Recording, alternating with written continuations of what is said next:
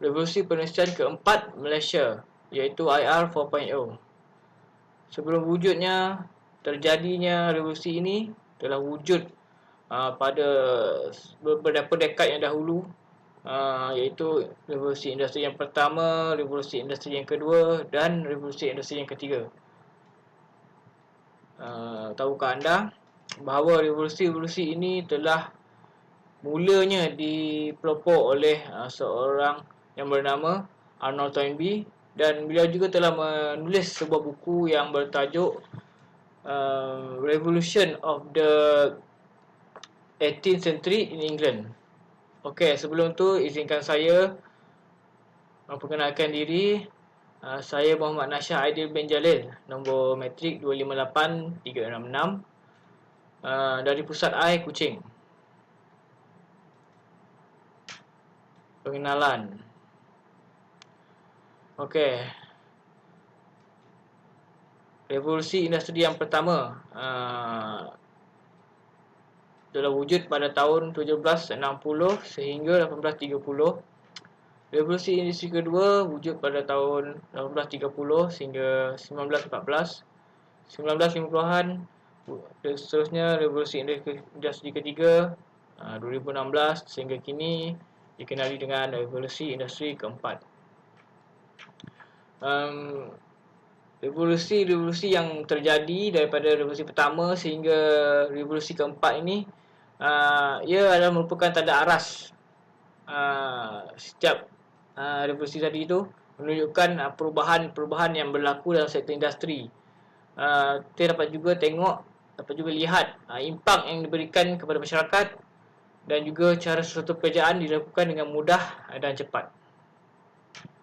Okey, kita tengok pula perkembangan revolusi perindustrian.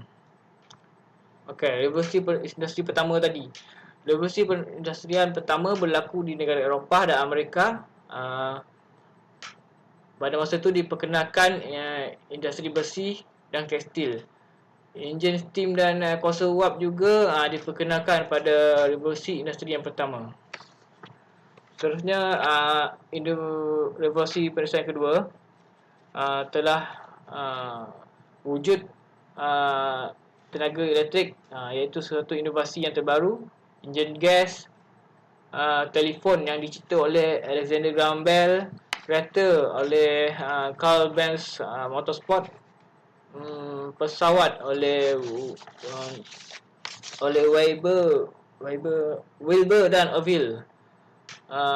Seterusnya, isyarat transatlantik atau kod Morse, senjata automatik dan pengekstrakan minyak. Revolusi perindustrian ketiga. Pada masa ini bermulalah era pendigitalan dengan kewujudan teknologi maklumat dan komputer. Pada masa ini juga tenaga elektrik mula diperkenalkan. Seterusnya, revolusi perindustrian keempat. Revolusi ini pada keempat ni ialah kesinambungan daripada revolusi perindustrian ketiga tadi, yang mana ia diperhalusi dan ditambah baik seperti penciptaan Internet of Things, IoT, robotik, cloud dan sebagainya lah. Namun terdapat impak yang terjadi dalam setiap revolusi yang berlaku tadi.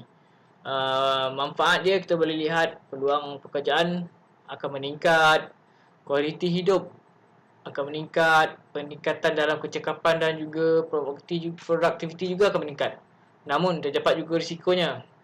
Terdapat manipulasi dalam teknologi tersebut, nilai serta etika akan merosot, keselamatan masyarakat juga akan terancam. Okey, revolusi industri 4.0. Okey. 4.0 adalah gabungan teknologi domain fizikal, digital dan juga biologi. Ia dilancarkan di Malaysia pada 1 Julai 2021. Ini revolusi keempat revolusi perindustrian keempat, 4IR.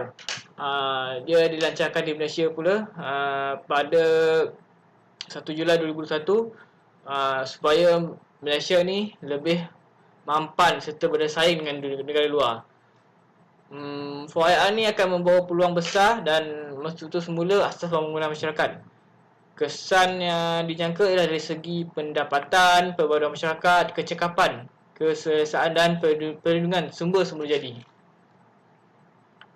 Okey, contoh-contoh teknologi 4IR ni iaitu chatbot yang menjawab pertanyaan dalam platform e-dagang.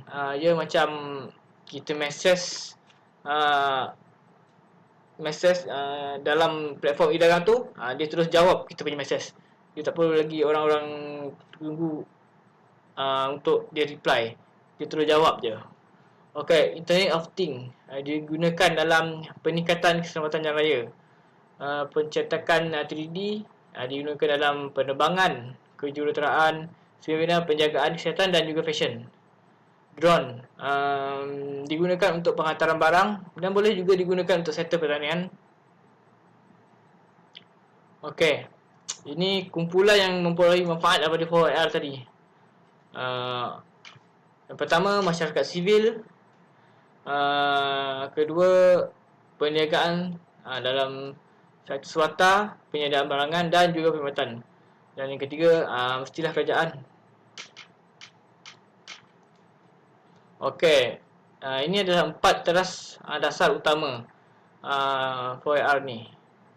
Pendidikan dan pengurusan serta pengurusan bakat serta tenaga kerja Latin. Nombor 2, membina negara mempunyai kesaling hubungan melalui infrastruktur digital. Nombor 3, menyediakan peraturan yang sesuai dengan keperluan masa hadapan. Dan nombor 4, mempercepatkan inovasi dan penerimagunaan teknologi 4IR. Okey, 4 tema umum yang berentas 10 sektor utama.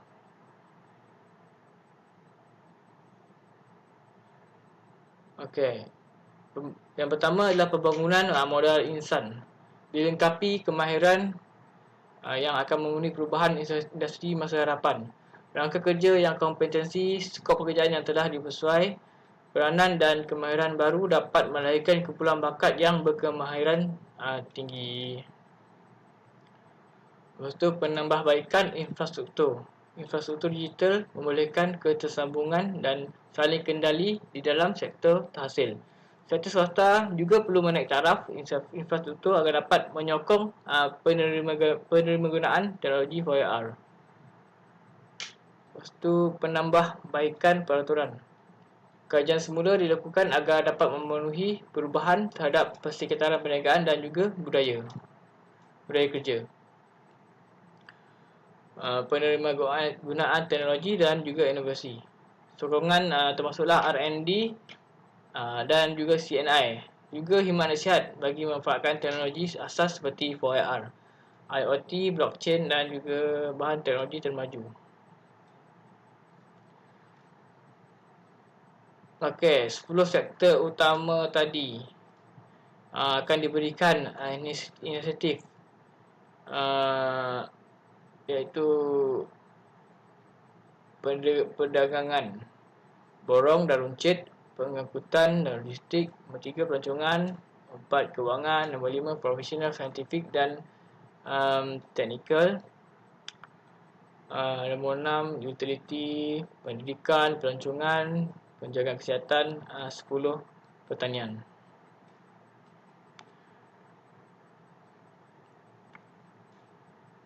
Teknologi asas 4IR. Kecerdasan buatan, Artificial Intelligence. Semua pembelajaran sains komputer yang akan melaksanakan tugas menggunakan kepintaran manusia.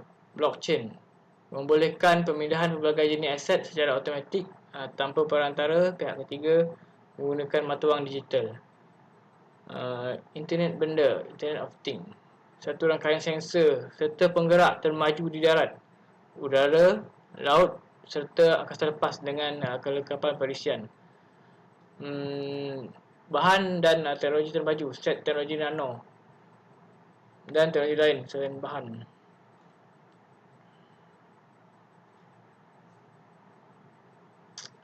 Okey, dasar sedia ada yang berkaitan dengan 4IR. MYSTIE menyeraikan 30 bidang yang mengutamakan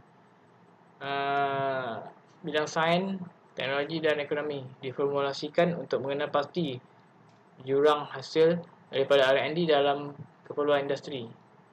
Lepas tu pelan pergantian optik dan kesaling hubungan negara adalah langkah kerajaan bagi memantapkan daripada segi infrastruktur digital. Dia dinamakan semula pada 2020 sebagai Pelan Digital, Pelan Jalinan Digital Jendela. Ini MYSTIE ni, pelan gantian optik, adalah dasar sedia ada yang berkaitan 4AR. Okey, sekian, terima kasih.